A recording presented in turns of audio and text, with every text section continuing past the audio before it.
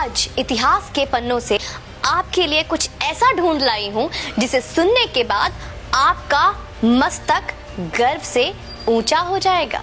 जब भी हम उत्तर प्रदेश के मुख्यमंत्री और हम सबके प्रिय कानून का रखवाला कहूंगी मैं मुख्यमंत्री की बात करते हैं तो योगी आदित्यनाथ महाराज के कुशल नेतृत्व का ध्यान से देखते हैं तो उनमें एक ऐसे प्रतापी राजा की छवि दिखती है जो भूतो न भविष्यते गुणों से पूर्ण थे, यानी उनके जैसा न उनसे पहले कोई हुआ और न उनके बाद।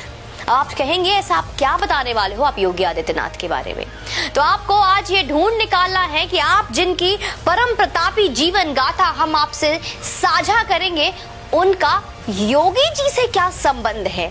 क्यों मैं योगी आदित्यनाथ की बात कर रही हूँ और साथ में इतिहास के पन्नों से कुछ नया लेकर आई हूँ ऐसा भी बोल रही हूँ। आइए ठीक है तो शुरू करते हैं। वीडियो को अंत तक अवश्य देखिएगा और लाइक का बटन दबा दीजिए।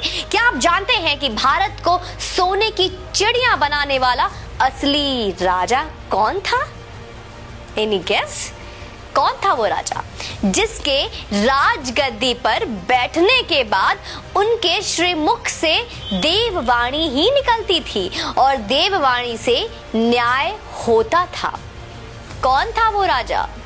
अभी तक कुछ याद आया, कुछ पता है, नाम सुना है, या अकबर बिरबल की खिचड़ी में ही रह गए? जिसके राज्य में अधर्म का संपूर्ण नाश हो गया था, कौन था वो राजा? महाराज विक्रमादित्य। बड़े ही दुख की बात है कि महाराज विक्रमादित्य के बारे में देश के लगभग शून्य बराबर ज्ञान है। नहीं पता ना, जिन्होंने भारत को सोने की चिड़िया बनाया था और स्वर्णिम काल लेकर आए थे। दोस्तों उज्जैन के राजा थे गंधर्व सेन, जिनके 3 संतानें थी। नाम नहीं पता होगा। सबसे बड़ी लड़की थी मैनावती, उससे छोटा लड़का था जिसका नाम था भृतहरि और सबसे छोटा वीर विक्रमादित्य। नहीं पता होगा। विक्रम की माता का नाम क्या था? सौम्य दर्शन, जिन्हें वीरमती और मदन रेखा भी कहते थे। बहन मैनावती की शादी थारा नगरी के राजा पदम सेन के साथ कर दी, जिनके एक लड़का हुआ जिनका नाम था गोपी चंद। आगे चलकर गोपी चंद ने श्री ज्वालेंद्र नाथ जी से योग दीक्षा ले ली और तपस्या करने जंगलों में चले गए। फिर मैनावती ने भी श्री गुरु गोरक्षनाथ जी से योग दीक्षा ली थी। अब कुछ सिमिलर आ रहा होगा। आइए इतनी जल्दीबाजी क्या है, ध्यान से सुनते जाइए। शेयर का बटन दबा दीजिएगा। दोस्तों विक्रमादित्य उज्जैन के राजा थे जो अपने ज्ञान, वीरता और उदारशीलता के लिए प्रसिद्ध थे। उन्होंने पूरे एशिया पर अपना शासन व्यवस्थित किया था। अरब पर इनके शासन का प्रमाण सायर उल ओकुल ग्रंथ के पृष्ठ संख्या 315 से मिलता है। आप उस ग्रंथ के पन्नों को पलटिए। इस ग्रंथ की रचना अरबी कवि जरहाम कितनोई ने की है। यह ग्रंथ वर्तमान में इस्तांबुल शहर के प्रसिद्ध पुस्तकालय मकतबे सुल्तानिया में स्थित है। सम्राट विक्रमादित्य ने शकों को पराजित किया था। उनके पराक्रम को देखकर ही उन्हें महान सम्राट कहा गया और उनके नाम की उपाधि कुल 14 भारतीय राजाओं को दी गई। उपाधि समझते हैं आप? विक्रमादित्य की उपाधि भारतीय इतिहास में बाद के कई अन्य राजाओं ने प्राप्त की थी, जिनमें गुप्त सम्राट चंद्रगुप्त द्वितीय और सम्राट हेमचंद्र विक्रमादित्य, जो हेमू के नाम से प्रसिद्ध थे, उल्लेखनीय है। विक्रमादित्य के पूरे दरबार में नवरत्न रहते थे। कहना चाहिए कि 9 रत्नों रखने की परंपरा का प्रारंभ भी उन्होंने ही किया था। दोस्तों उनके अनुसरण करते हुए कृष्णदेव राय और अकबर भी 9 रत्न रखे थे। सम्राट अशोक के दरबार में भी 9 रत्न रखे थे। विक्रमादित्य के 9 रत्नों का नाम जानते हैं आप? आइए।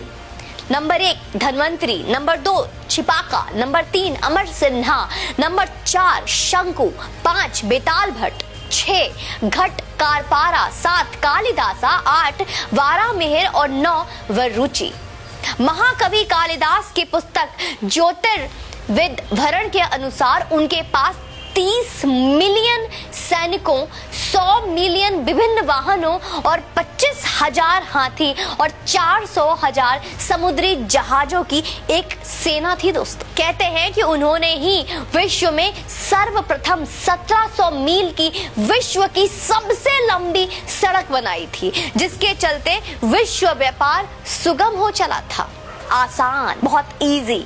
आज ये देश और यहाँ की संस्कृति केवल विक्रमादित्य के कारण अस्तित्व में है। इस बारे में ज्ञात है आप? अशोक मौर्य ने बौद्ध धर्म अपना लिया था, शायद ये इतिहास के किताबों में भी पढ़ाया गया था, और बौद्ध धर्म बनकर 25 साल राज किया था।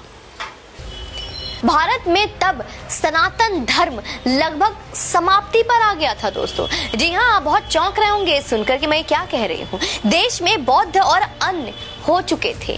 रामायण और महाभारत जैसे ग्रंथ खो गए थे, बिल्कुल खोने से लग गए थे। महाराज विक्रम ने ही पुनः उनकी खोज करवाकर उसे स्थापित किया, विष्णु और शिव जी के मंदिर बनवाए और सनातन धर्म की फिर से संरक्षण किया, बचाया। विक्रमादित्य के 9 रत्नों में से एक कालिदास ने अभिज्ञान शाकुंतलम लिखा। अभिज्ञान शाकुंतलम का नाम शायद कुछ सनातनियों ने पहले भी सुन रखा होगा, जिसमें भारत का इतिहास है। अन्यथा भारत का इतिहास कहा क्या मित्रों? हम भगवान कृष्ण राम को ही खो चुके थे। हमारे ग्रंथ ही भारत में खोने के कगार पर आ गए थे। बहुत चौंकाने वाली बात बता रही हूं मैं आपको। उस समय उज्जैन के राजा भृतहरि ने राज छोड़कर श्री गुरु गोरक्षनाथ जी के योग की दीक्षा ले ली और तपस्या करने जंगलों में चले गए और अपना सारा राज अपने छोटे भाई विक्रमादित्य को सौंप दिया। वीर विक्रमादित्य भी श्री गुरु गोरक्षनाथ जी से गुरु दीक्षा लेकर राजपाट संभालने लगे। और आज उन्हीं के कारण, हाँ मैं फिर से बार बार दोहराऊंगी, आज उन्हीं के वजह से, उन्हीं के कारण सनातन धर्म बचा हुआ है। हमारी संस्कृति, हमारा धरोहर बची हुई है। Our heritage, our culture is still safe because of him. महाराज विक्रमादित्य ने केवल धर्म ही नहीं बचाया है, उन्होंने देश को आर्थिक तौर पर सोने की चिड़िया बनाई। उनके राज को ही भारत का स्वर्णिम राज कहा जाता है दोस्तों। विक्रमादित्य के काल में भारत का कपड़ा विदेशी व्यापारी सोने के वजन से खरीदते थे। एक वो वक्त था, भारत में इतना सोना आ गया था, इतना अधिक सोना था कि वो सोना नहीं, गोल्ड। सब लोग सो जाओ, गोल्ड। विक्रमादित्य काल में सोने के सिक्के चलते थे। आप गूगल इमेज कर विक्रमादित्य के सोने के सिक्के देख सकते हैं कि किस तरह के सोने के सिक्के उस वक्त होते थे, किस तरह के सोने के सिक्के पाए जाते थे उनके काल में। कैलेंडर जो विक्रम संवत लिखा जाता है वह भी विक्रमादित्य का स्थापित किया हुआ है। हमें उसे फिर से लाना है। आज जो भी ज्योतिष गणना है, जैसे हिंदी संवत, वार, तिथियां, राशि, नक्षत्र, गोचर आदि, उन्हीं की रचना है। वे बहुत ही पराक्रमी, बलशाली और इतना ही नहीं, बहुत ही बुद्धिमान राजा थे। कई बार तो देवता भी उनसे न्याय करवाने आते थे। आप इस बात से अंदाजा लगा सकते हैं। विक्रमादित्य के काल में हर नियम धर्म शास्त्र के हिसाब से बने होते थे। न्याय, राज सब धर्म शास्त्र के नियमों पर चलता था। आप इससे उनका छवि अपने मस्तिष्क में खुद निर्माण कर सकते हैं। विक्रमादित्य का काल प्रभु श्री राम के राज के बाद सर्वश्रेष्ठ माना गया है, जहां प्रजा धनी थे, जहां प्रजा खुश थे और धर्म पर चलने वाले थे। बड़े दुख की बात है कि भारत के सबसे महानतम राजा विक्रमादित्य के बारे में हमारे विद्यालयों में, स्कूलों में, कॉलेजों में कहीं कोई स्थान नहीं है। कोई उचित स्थान ही नहीं दिया गया उन्हें। देश को अकबर बाबर, औरंगजेब जैसे दरिंदों और आक्रांताओं का इतिहास पढ़ाया जा रहा है। उन्हें महान बता। इस वीडियो को अधिक से अधिक शेयर करें। हर उस योगी समर्थक तक भी पहुंचाइए जो योगी जी का खुद को प्रशंसक बताते हैं। हम भी तो देखें कि कितना जानते हैं आप योगी आदित्यनाथ के बारे में, और कितना चाहते हैं आप कि इतिहास का वो सच जो हम तक आज तक पहुंचा ही नहीं, वो किस तरह से सनातनियों के पास पहुंचना चाहिए।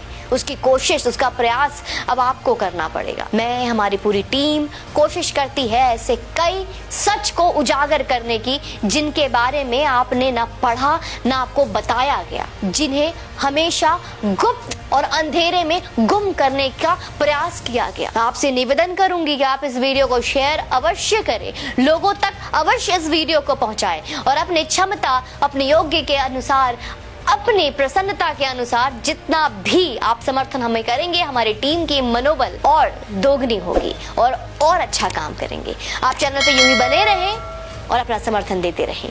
जय हिंद, वंदे मातरम।